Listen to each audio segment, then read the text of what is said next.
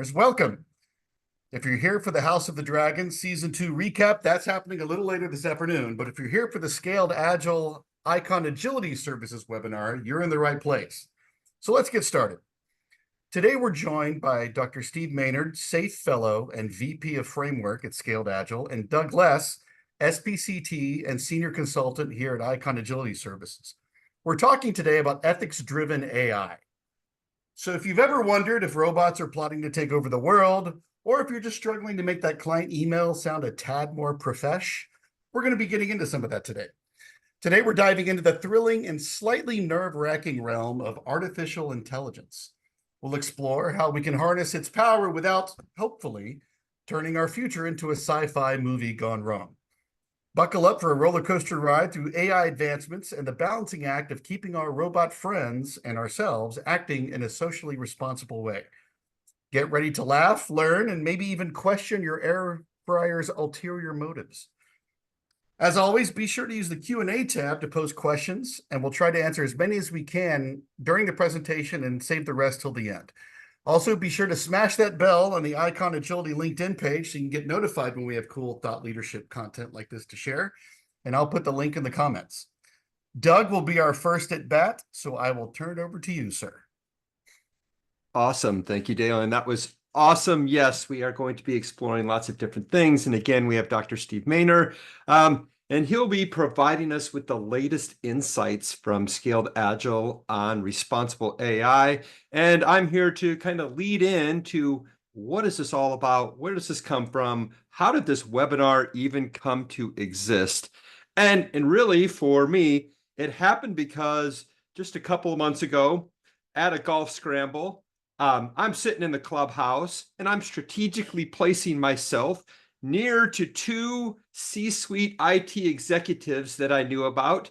One might say I was eavesdropping, but I was listening to their conversation and they were talking about AI of all things. And AI has been fascinating for me. I've been fortunate enough to be on agile transformations that actually use AI. I mean, a decade ago, doing machine learning, with MRI devices to try to automatically identify structures and organs and anomalies inside the human body. 5 years ago, I was on a transformation with a major, interactive voice response company that was starting to play with some of the first AI-powered voice agents. And then with this explosion of generative AI, I look every day to say, how can I use this, right, to write better emails, for one, or how can I use it to help people in their roles? So as I'm listening to these, the one gentleman was quite frustrated, and he was talking about how his business leaders, his product leaders, and his IT leadership were just strategically paralyzed with regard to AI. Their OKRs that they were writing around AI were generic, uninspiring, and they're not arousing anyone towards innovation. And they were talking about these things. And he'd said something to the effect of, hey, generative AI is nothing more than a fancy, more intelligent search engine. And the other guy responded to him and says, you know what? It sounds as though you all are stuck between FOMO and FOMU, stuck between the fear of missing out and the fear of messing up. Now, I hadn't heard that before, and I immediately got up my phone and texted myself because I said, that was brilliant. So I really wanted to dig into this. And that's where a lot of people are these days. They're stuck between this fear of missing out, all the goodness that could come from AI, and the fear of messing up is all the horror stories is whether or not robots are going to take over the earth. So I look at what the potential for AI is. And even something like the Paris Olympics. We're in the middle of the Olympic season, and Swiss watchmaker Omega is doing some really cool things with AI. If you've watched any of the diving, the synchronized diving, those judges are using AI to see how synchronized people are, the entry angle of divers, and they're using it in their judging. And yesterday, watching Mondo Duplantis of Sweden break the world record for high jumping of 20 feet 6 inches, and it was all AI on the screen. You could see the angle and everything. Very cool. Right? Intel and Samsung are spotting and tagging individuals on fields of play, including things like, I've never really watched handball before, but I've watched it, right? You can see things in soccer. They're identifying people AI. And a little bit controversial, right? The French Constitutional Court actually is using AI to spot potentially suspicious individuals that are roaming around the Olympic grounds. So a little controversial, but still it's there and available. But then people talk about, how do we monetize this? Hey, that's all well and good, but I look at hundreds of US hospitals are improving the integrity of their clinical diagnosis, and many are reporting $2 million in annualized revenue capture just through the advances of AI. That's per hospital. That's a lot of money. And we know that the spend on AI is going through the roof, right? In 2022 is about 10.3 billion. By 2030, 5-6 years from now, 130 billion, right? There is a massive amount of spending going on, and it's impacting every industry. 70% of organizations say they're using it. 98% of global executives say it's going to play an important role in the next 3 to 5 years. But again, they're not quite sure how they're going to use it yet. I mean, I've seen some of these OKRs, and to say they're uninspiring, they need some luster. How do they monetize this thing? How do they measure these things? What can they truly do to innovate? But they are seeing good ROI when they actually do have a solid understanding of OKR, right? And they're seeing increases in satisfaction, employee productivity, market share, all those things that we also see when we strive towards business agility. So you can kind of see the dovetail there between these two things. So, the fear of missing out, you've probably heard this, right? All the kids are talking about FOMO, right? If you've ever seen FOMO in your text, right?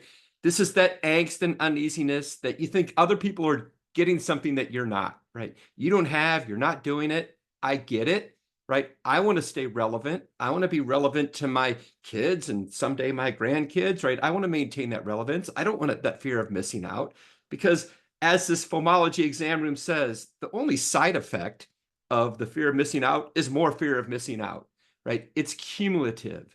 So how do we implement AI? How do we make sure that AI is a path to our future success? Those are all things we need to do, but right, it's not all great news. Like, think about last month, Microsoft recalled a Copilot feature, their AI engine, because it regularly took pictures of people's desktops, open emails, things they were searching for on the internet, things they might have been doing with other, things like ChatGPT, other than Copilot. Kind of get people are a little squeamish about that, right? Squeamish about having every move recorded. Like, who'd have thought? Back in April, X's chatbot Grok accused and sent a report to the police about an NBA player going on a vandalism spree by misinterpreting him tweeting out about he was shooting bricks, right? He was missing shots.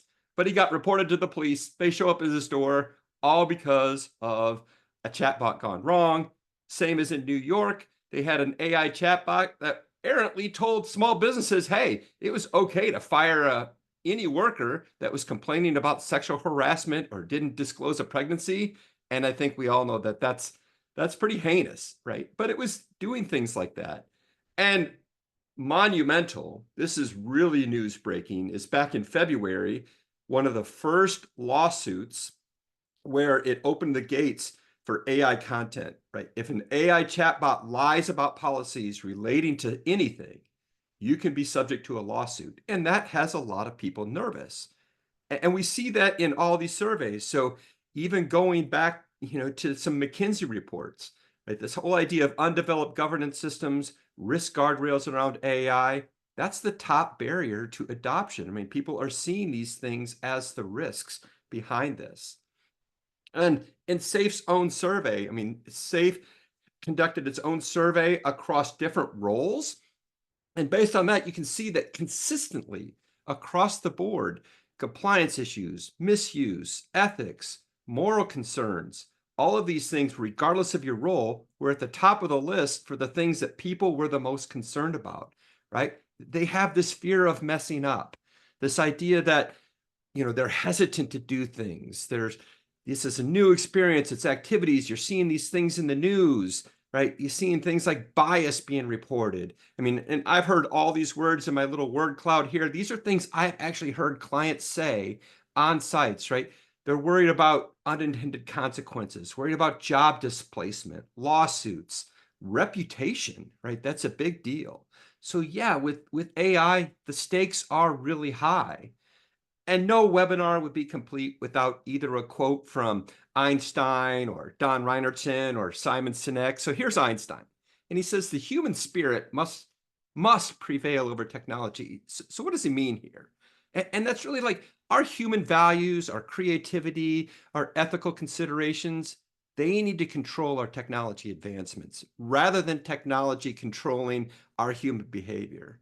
So even back to Einstein, he recognized the immense power and potential of technology, but also wanted to warn against its misuse and the risk that that could overshadow, our essential human qualities and our ethics and our moral principles. So that's the big question that we want to answer today. And that's where I'm going to turn it over to Dr. Steve Mayner here is how can we embrace AI and minimize the risk and ethical concerns? And the answer is we need responsible AI, RAI for an abbreviation, if you will. And SAFE not only talks about scaling agile and achieving business agility, but SAFE is a robust knowledge base that you all know of. And AI, there is perspective there. There is help there. There is a way to embrace this. And so with that, I'm going to turn it over to Dr. Mayner and share with us the latest and greatest on the approach that Scaled Agile is taking to AI. Thanks, Doug. Thanks for the invitation from yourself, from Icon Agility. Very grateful to be here. Thanks to everyone who's joined. I know this is a very up to the second evolving topic that many are interested in. So not surprised that it got a lot of interest. Go ahead and switch to the next slide there, Doug. Yeah, so responsible AI. Now just a quick comment.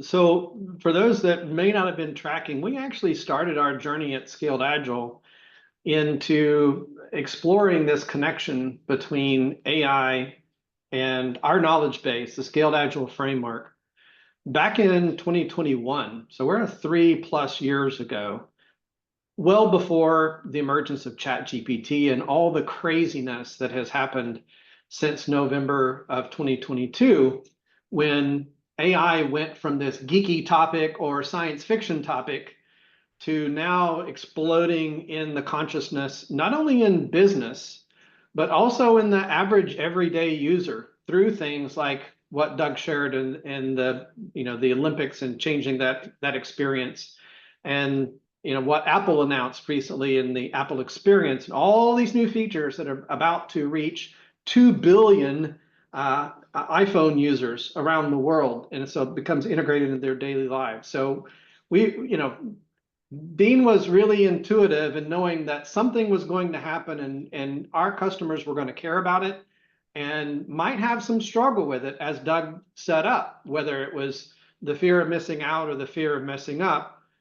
We help customers across the globe and our partners that do as well to build and develop lean, agile product development practices based on technology. And so we knew this was going to hit everybody. As we started developing our guidance, we had an initial article on AI. It was very rudimentary in nature. And then, of course, after generative AI exploded, we did an update with the release of 6.0 on our guidance, really refreshed and have continued to refresh that guidance.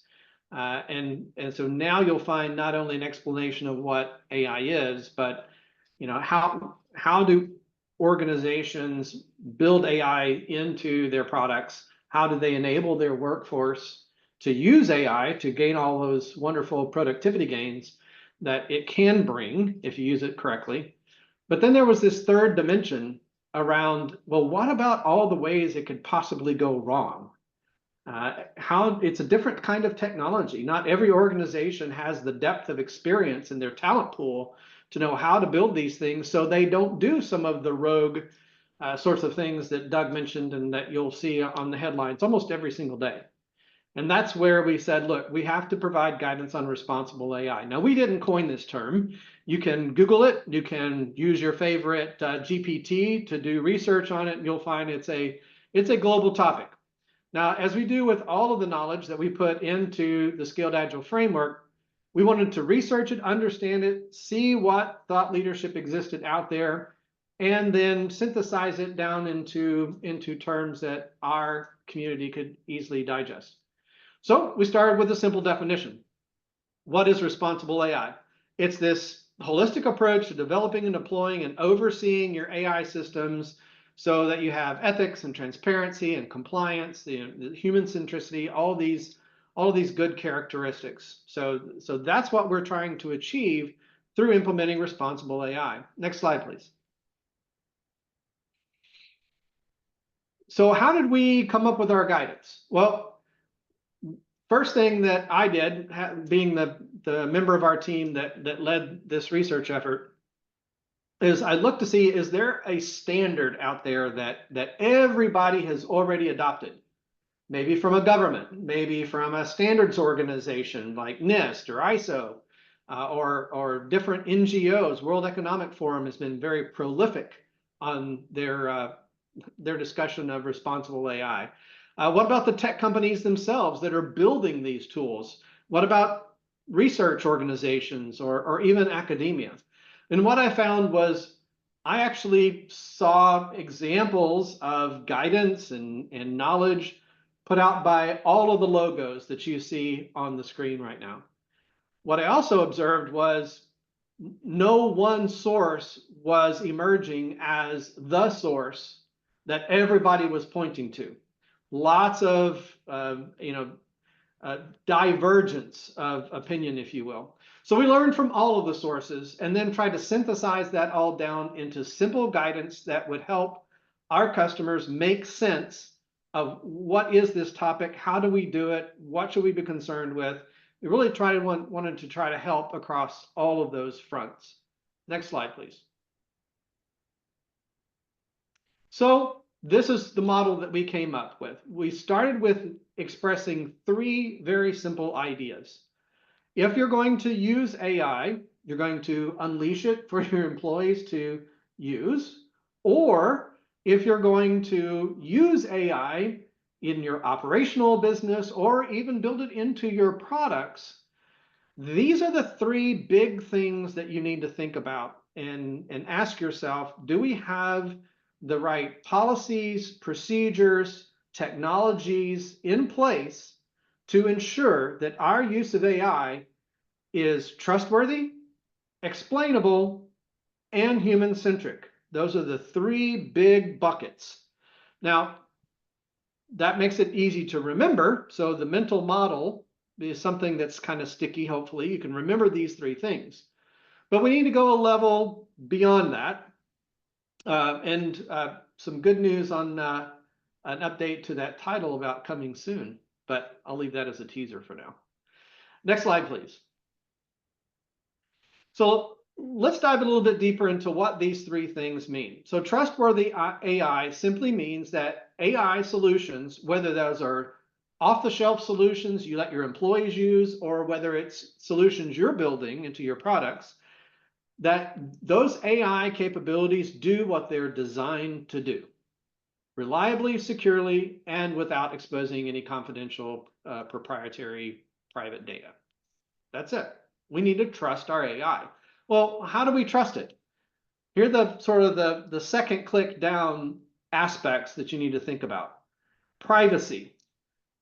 Do we have things in place to make sure that what's inside of our firewall, if you will, inside of our system, doesn't get leaked out to the world unintentionally? This can happen, completely accidentally if you don't think about how it's being used and how you're unlocking it inside the company. Great example, Samsung had a bunch of developers that used one of the Copilot tools for writing code, and they took a bunch of really proprietary source code and put it out basically to the whole world because they were trying to use it to, get help on improving their code. Didn't have these things in place, and it was a really embarrassing moment for Samsung. Think about what would happen in the world now of privacy and GDPR if your AI unintentionally released proprietary and private customer data. Well, if you do business in the EU, that could be financially damaging in a major way to your company, because there's laws on the books that would trigger penalties for that. Same reason we don't want things to go out, we don't want to have happen. We also don't want bad actors to come in. AI systems have their own unique vulnerabilities. Just like any IT system, we have to have sound security design and practice. Well, we've got new surface areas that can be exploited now that we introduce AI. We have to understand what those are, and we have to put the protections in to counteract that. Resilience, right? We got to make sure that as the bad actors are trying to take down our AI, or disable it or exploit it, that they've got good resilience built in. That's part of the design and the operation. Reliability, right? Is it performing the way it's expected? I'll give you an example. At Scaled Agile, we've recently announced the release of our own AI safe copilot that is trained on proven and validated good, safe responses to questions about safe.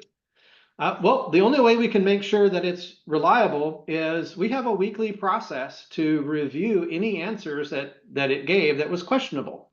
And we try to triage. Why did it give that answer? Where did it draw from to give that answer? And then we tune it. We improve it. We're constantly making sure that it is reliable, because that's the only way it will be valuable to our customers. And likewise, it has to be accurate. No hallucinations. No, like the Air Canada situation where their chatbot hallucinated a benefit, a program that didn't really exist. And the courts held them to honor that program, because it didn't matter if they couldn't explain why that happened. It was their program. They're liable, right? So that's what it means to be trustworthy. Next slide, please. Explainable. This has to do with the very nature of the technology itself. If you understand neural networks, we won't get into that, but if you understand that at all, how the AI formulates its response through the math, through the algorithms, can be a bit of a mystery. And so one of the challenges is, how do we make sure, if we're going to be accountable for what our AI is doing, how can we understand and explain what it is doing and why it is doing it? Because that's not exactly the nature of this technology. So there are practices being developed, very clear documentation, and not only what the algorithms were, how they were employed, what foundational models are being used, what additional technologies and techniques like RAG and other things, what are we doing to monitor and train and correct our AI? How do we make that very clear and transparent so that, again, we're not in the position of saying, well, we just don't know why our AI is doing what it's doing. That's not a good answer, and it's not going to stand up in court. Next slide, please. And then the last thing is we have to understand, this kind of goes back to Asimov's three laws of robotics, right? Do no harm. Right? Humans are still in charge, at least for now. So we have to make sure AI solutions do no harm to humans or property or the environment, respects our social norms and values. So safety can't pose risks to humans or the environment. We can't have AI inside of autonomous vehicle run over pedestrians. That's happened, right? That's not good. Can't have that. Fairness, so no bias. We have to make sure there is no bias in our systems to the greatest extent we possibly can. It means we have to constantly check and recheck for that. Ethics, right? There's just things that if it's trained on data that it gets out from the big wide internet, there's some not so great things out there that it sucked into its data, and it will reflect that back out if we don't have guards against that. Inclusiveness, obviously, we don't want to have it do anything that is discriminatory in nature. Sustainability, right? Very, very important topic these days. So And this is a big issue, by the way. The processing power that it takes for these algorithms to run, for the GPUs that are behind OpenAI and Gemini and Grok and all the, I mean, we're talking massive, massive, massive consumption of electricity. Well, now we've got this, the AI community now on a collision course with the climate change community, right? At some point, there's going to be a showdown on this topic, that we want our AI, but those same movers and shakers that are creating this are also often at the lead of the conversation on climate change. So how are we going to resolve that?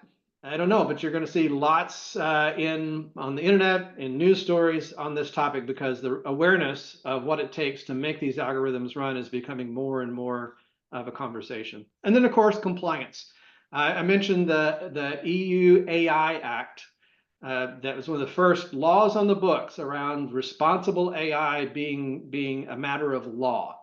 Just this week, that law went from sort of this probationary period to full enactment. So if you do business in the EU, whether you are located there or just have customers there, if you're doing business in the EU, you are now subject to the EU AI Act with your use of AI and all the penalties for not following its guidelines. So be aware of that. All right. There's a breakdown of what we view and what we've learned from all of these different sources. And if you go to any of those sources on the logos I showed, you will find all these same topics. They're not going to have as many. Some will focus more on the safety aspects. Some will focus more on the human aspects. We try to pull it all together and say, this represents this is going to be 98+% of the conversation that you're going to see when you research this out in the world. All right. Let's go to the next slide. So how are enterprises dealing with this, fear of messing up? How do they implement responsible AI? Next slide. So here's what I've learned. Yeah, I'm gonna go ahead and build that out. It didn't occur to me, Doug, you may have a different copy of the one I changed this morning. So thanks for going ahead and building that. It's the only one you'll have to do that with. So here's what I've learned: talking to companies directly, researching. I even gave you a source there where you can read an article from Harvard on how is this topic of responsible AI playing out in corporations. The first thing is, it is very clearly an executive leadership and even board of directors level concern. That's where the sponsorship comes from. This is not one that's delegated down to lower levels in the organization. Implementation may be, but in terms of policy and direction, it is, almost without exception in what I have found, it's a C-suite level issue. And in fact, we're seeing that boards of directors may even be adding additional directors who have specific knowledge on AI to their board to help provide guidance to the organization in terms of the board's responsibilities for governance and oversight. So there's where the level of concern is. And in your own organization, that's where you need to look to see is our executive leadership on top of this. Are they communicating inside the company how we're going to use our AI responsibly? From there, then it does get delegated to teams or committees, depending on your language, that are cross-functional, right? So you've got technical people, legal people, policy people that come together and figure out what's our responsible AI posture going to be? What can our people use? What's going to be permitted or not permitted? How are we going to protect from some of the pitfalls, some of the landmines? That guidance has got to be built.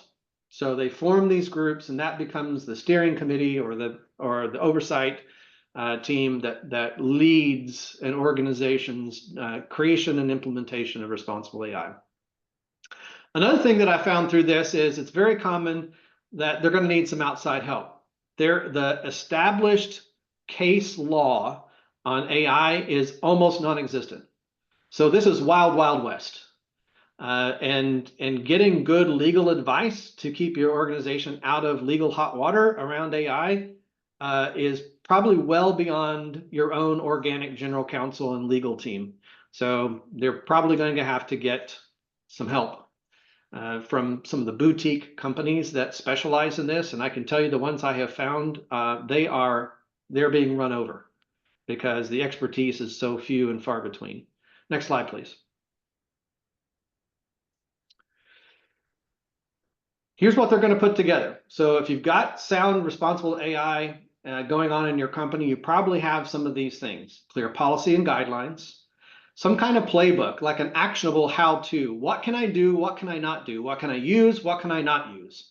If I'm just an average employee, or maybe I'm in the technology department, I'm building AI, what tools can I use? Right? I mean, there's guidance and guardrails and how-tos that we need to provide.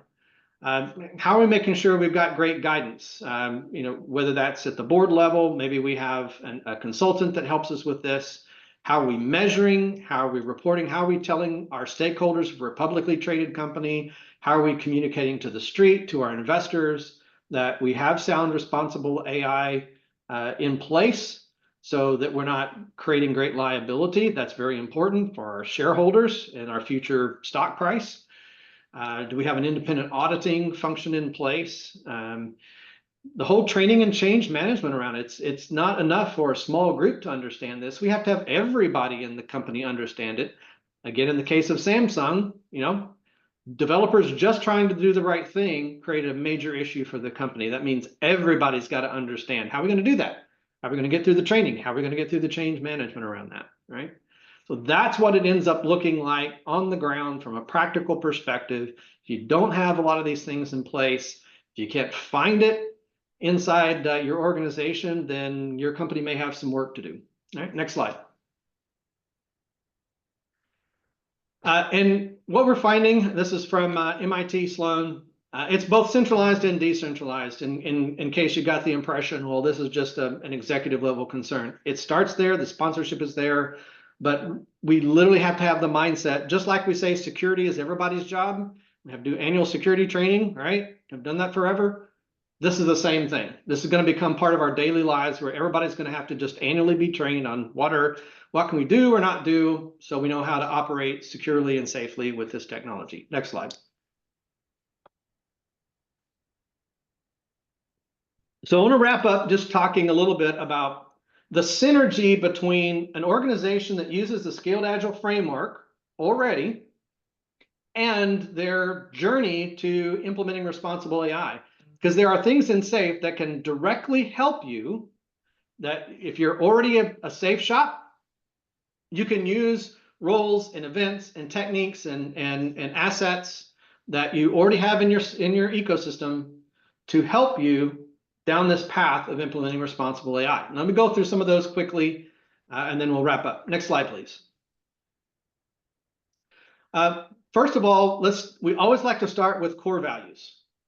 And what we found as we started this journey is that the core values of SAFE and the values that are expressed inside of responsible AI, when we think about do no harm to humans, I mean, there's some human values inside of the topic of responsible AI. And what we found is there's an incredible synergy between these two things. So, as you're starting educating your organization about we got to do responsible AI, and we're a SAFE shop. How can we make these two things work together? How can we leverage our SAFE investment to help us with responsible AI? Start with values. We've got, if you can go ahead and advance the slide. I can't remember if I put this next one in. Oh, I didn't. Okay. There's a webinar that I did last year on this topic that's available in SAFE Studio. You can go get a longer version of this. And there's another slide that I put after that actually builds a map between the core values of SAFE and the values expressed inside of responsible AI, and how those two things really do work together. Remember, you always start with core values and principles. From there, what's our strategy? Well, we have a lot of guidance in SAFE around portfolio strategy formulation, right? All these inputs that we pull from the enterprise. Where's the enterprise going? What's our competition? What do we need our products to do? Well, AI, it becomes part of that strategy as we want to have competitive products that use AI in the market. Well, those same policies and guidelines and strategies that were on the previous slide that I said, this is what it looks like from a practical perspective, those simply become inputs into portfolio strategy formulation, just like all of these other things. So it's just another arrow coming in. And so when portfolio leadership goes through this periodic exercise of making sure that our product development priorities are aligned with enterprise strategy, we can fold the elements of responsible AI right into that conversation so that the right guidance is given to our value streams, our arts, our teams. Next slide. What are other things we can do? There may be some capabilities that we need to add into the environment to ensure privacy, to ensure security, even to do some things like, by the way, there are tools now on the market that you can put right into your CI/CD pipeline that will check for bias, that will check for some of these attributes.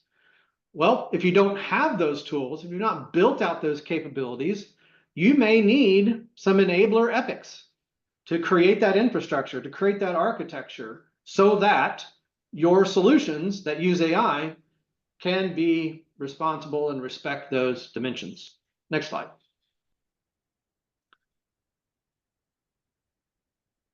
Well, who's paying attention to this? Well, in every portfolio, we should have portfolio leadership. And the responsibilities of the portfolio set of leaders is clearly articulated in SAFE. One of the triangles in the LPM set of responsibilities that's been there since the beginning is this idea of lean governance. Now, it's probably one of the least discussed triangles in our model, but wow, what a way to really leverage that authority and that responsibility of LPM to make sure in our governance responsibilities, we ensure that the value streams and the arts inside of our portfolio are effectively implementing and following our responsible AI guidance and practices. Yeah, there you go. There's who's paying attention and making sure it's happening. Next slide. Again, I mentioned this, when we think about the whole DevOps cycle, from design and exploration all the way through development and testing and deployment, everything that's in the DevOps ecosystem, you have to integrate the responsible AI throughout every step along the way. And again, there are more and more tools becoming available as AI explodes to automate this, so it's not slowing down our flow, but we can keep our flow and make sure that we add these checks in this is more applicable when we're building AI into our technology centric products. Next slide. How about organizing around AI? Where's our talent? Does our talent understand the different technologies? Where are our data scientists? Where are our data architects? Data is a huge part of the whole AI conversation. Do we have those built into our teams, our trains? Are they just a separate entity outside of our product teams, and now we have handoffs because we don't have that knowledge and talent integrated into our agile teams and our trains? Well, if we're going to get serious and we're going to do major investments in responsible AI, we have to organize around value, something we've talked about forever in SAFE. This is just a different set of talent, and you want to have it integrated in your team so you can do all the other things we teach in SAFE. So you have self-organizing, self-managing, self-directing teams that can build fully functional vertical slices of value, including AI value, into the solutions they're responsible for. You got to think about the human talent element of this if we're going to make a commitment to this technology. Next slide, please. NFR is another example of how do we ensure that what we're building is complying with responsible AI. You can build some of the requirements right into NFRs. That's a practice we should all already be very familiar with and doing inside of our teams. Build it right in there, and that feature doesn't pass unless it meets those checks. So it's a great way to use that technique. Next slide. Same thing for quality practices. You're going to develop new quality practices like I mentioned earlier, where we have to weekly evaluate the responses our co-pilot is giving and build in a process to correct it. So it's continuously, relentlessly improving. That's a new set of practices we didn't have before. We have them now that we've implemented responsible AI. So you have to think about that as well. Next slide. And then I think this is the last thought. You're going to be using tons of suppliers, whether it's just bringing ChatGPT into your environment, or whether it's using these foundational models as part of your unique AI solution that you build into your products. You're going to have a lot of external suppliers. You need to ask yourself, what are those suppliers' responsible AI policies and practices? Because you could inherit their vulnerability if they're not doing the right thing when you integrate their solution into your solution. So the whole supplier conversation in SAFe becomes exponentially more important when you make this commitment to start using and integrating AI, again, whether it's just for internal use or in your products. Next slide.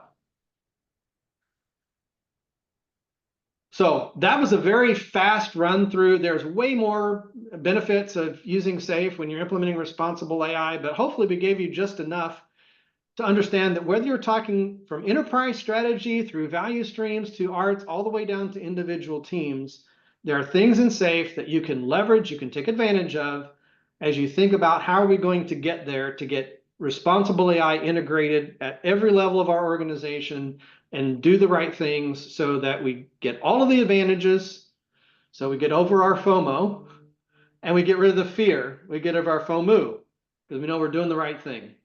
Next slide. Two quick things, and then I'll pass it back over to Doug. To help our market, to help our customers and our partners expand and spread this word of what it takes to build responsible AI into your organization, we created a new learning product, brand new learning product. Spent about 3 or 4 months, I guess, in total, taking all this research and some of the webinars that I did and turning it into a learning product. And it's now a micro-credential, one of those new types of learning products we have that involves some asynchronous learning that you do. It's about an hour's worth of work in e-learning you have to do before you come to the live portion, which is a half day. It's 4 hours. So the two things together give you a micro-credential, much easier to fit into your schedule. And the early returns on this class have been phenomenal. People are loving it because guess what? That 4 hours in person, it is all hands-on. It is all exercises. It's all activities. There's no teaching. And we've seen some pretty amazing stuff happen as we encourage participants to bring their AI to class with them and use AI as part of the exercises. And it's just been amazing to see what some of the participants have done.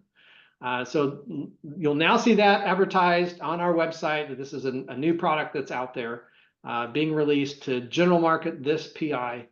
So stay tuned for that. Next slide. And then one last thing, you may remember that slide I said, gave you a little teaser on. When I last did the set of slides, this wasn't out, but it is out now. So if you go to the Scaled Agile Framework, to the big picture on the spanning palette on the right side, you'll see the AI icon. That's our overall guidance for AI with SAFe.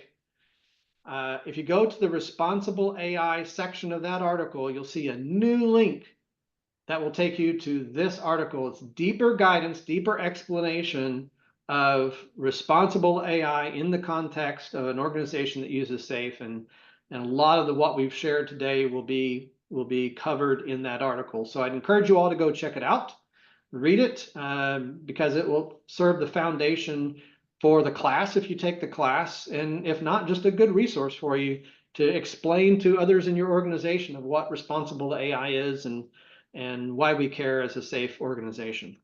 I think I have one more slide, and then it's back to you, Doug. So here's my ask and my encouragement. This is a rapidly evolving topic. And so if you really want to be knowledgeable in it, you're going to have to keep up with it. That's a tough thing to do because it's changing on a daily basis. To help you in that, if you click on this or scan this QR code, it will take you, if you have access to Safe Studio, it will take you to a forum on Studio specifically for AI and Safe.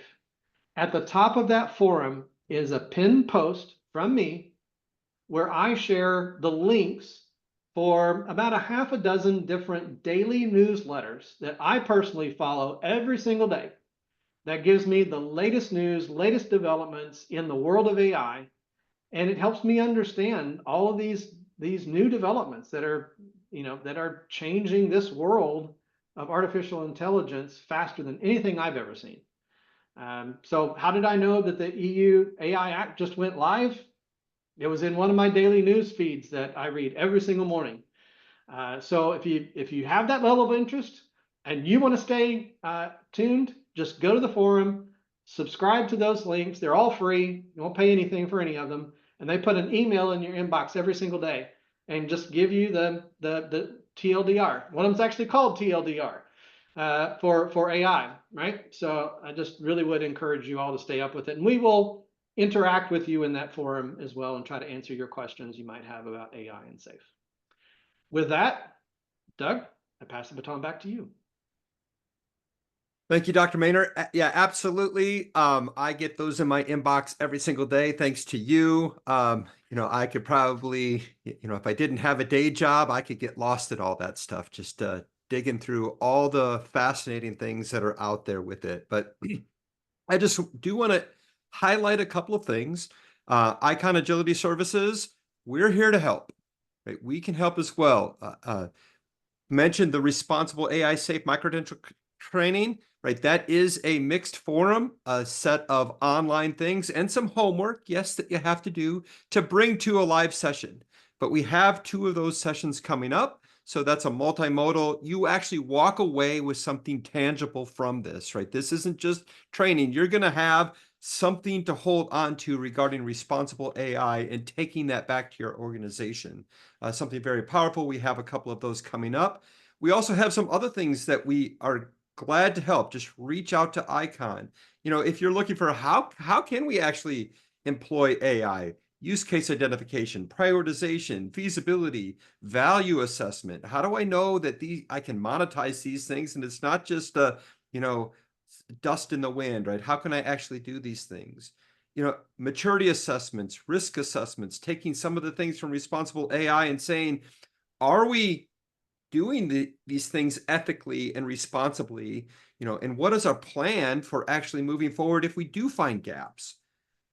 Something new that we are starting to see organizations form is another type of center of excellence, an REI center of excellence, something that is aligned to your lean portfolio management as well as to your lean agile center of excellence and all of your ecosystems to start to build your AI best practices across your organization responsibly, ethically.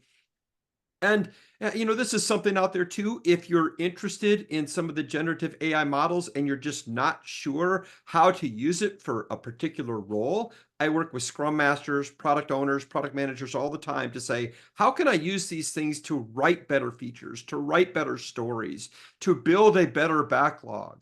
How can I use these things to write better tests? How can I use these things to write better code? And so there's some definitely skills and techniques that we can help you sharpen the sword around prompt engineering, foundations, workshops, particularly the role-based stuff. That's really where it's going to be at to help you leverage these things to actually improve your overall product. So that's what we have. That concludes our webinar for today. That's the last of the content. We have some time here to address anything in the Q&A. If there's anybody that wants to post something to the Q&A, I've been trying to follow the chat. Some great things in the chat around just some other insights and things that people have shared. along some of their learnings. We've got some other, great coaches out there that I've noticed, that some colleagues that I see are posting with their experiences. I love that stuff. So on the framework picture, where is the AI title? It's on the right. It's what we call the spanning palette. I could actually probably. Yeah, it's an icon. Just if you go to scaledagileframework.com, picture that comes up, just look at the far right side, the stack of icons vertically. There you go. Right there, Right. AI. And if you scroll down, you will get to responsible AI after all this, and there is additional articles. Article. Ta-da. Right there, responsible AI article, and you can see additional guidance on responsible AI. So on the big picture, it's on the right. This is all the, all the things that are beyond just agile. These are things that influence our true business agility. So everything on the right, like beyond just, Scrum, Kanban, arts, right? This is the stuff that really matters in terms of, how do I build my business towards business agility? So those types of things. Hey, Doug, I see a really good question here about how coaches get ready for this. Like if you've got customers that their own SPCs want to use this in their organization, for example, there is enablement for this, just like all of our other learning products. So if you're an SPC and can deliver our learning products, I hope it's pretty good. I built it and recorded it. So I tried to convey, everything that I learned in building it and testing it with live classes to help you as a facilitator. I'm sure, hopefully Doug will smile and nod, even if he thought it was not great, but he'll pretend it is, because that's what the Icon folks would have gone through before offering this course themselves. So just like we always do, we make sure our facilitators are properly enabled. And if you have any questions that you don't think it covers, you can ask Doug in the organization, or you can jump in the forum on Safe Studio and pose your question there, because I keep track of all the conversations that go in there, and I'll be happy to answer. Yeah, it is a micro credential available. I mean, as soon as it opened, I was an early adopter because I was like, I'm fascinated by this. I have been blessed to be part of organizations that are using this in different capacities. So I wanted to see, how can this new training, and the training is great because it's unlike other safe training where it's an instructor in the room going through slides and taking an exam. This is hands-on workshop. You're gonna learn by doing, and it's very powerful in that regard. So this may have already been answered, Doug, but I did see several questions about would the slides be provided. I mean, that's certainly Icon's call. I always provide anything that I built and provided is absolutely shareable. So that's no issue for us. But and we'll do that. We'll post it with it. There's also a question about where to get to the newsletters. That one of the slides had the QR code to the forum in Safe Studio, or if you're in Safe Studio, just go to forums. Fortunately, artificial intelligence begins with A, so it sorts right to the top of all the forums on Safe Studio. And so just go to the AI forum, and that's where you'll see the pinned post with all the newsletters and the links to subscribe. And Doug's taking us right there. Yep. So community forums. And he's got to log in. Let's see what other questions. Charlene, thanks for asking that question about being prepared to teach. Great catch. And it's coming up, but the forums are up there. So here we go. Drum roll. Artificial intelligence and safe. Look at that. And if you go into it right at the top, you'll see my post. And there's your list. Now, these aren't the only ones. Every once in a while, a new one will pop up. And I should probably update it. I'll do that one of these days. But if you got these, you're in good shape. You're going to get a lot of info. And there's some things, references on our slides as well to some other things. And one of them is when I talked about some of the the fear of messing up, right? And there is there's a site that's all they do is they capture the latest and greatest. And here's today's snafus when it comes to bad AI implementation. So if you like that sort of thing, it's definitely meme worthy kind of things. So sometimes learning what not to do is just as important as learning what to do. Very true. So all right, I think we don't have any more questions, but I'd like to thank you, Steve. Thank you, Doug, for your thought leadership on this. I think it's great. Setting out the guidelines and the frameworks for folks who wanting to go down this path is critical to getting started. I want to thank you for joining us today, as well as all the attendees on the webinar. We are recording this, so we will send this out to everyone that attended. Thanks so much for joining us. And if there aren't any other questions, I'll give you a minute and a half back. Cool. Yeah, thank you all for attending. I know I learned something today, so I love the chat. I got some fodder there that I can use in future presentations as well. So good stuff. Thanks, everyone, and have a great day. Thanks, Doug, Dalen, Thanks. everybody at Icon. Great to see you. Thank you all.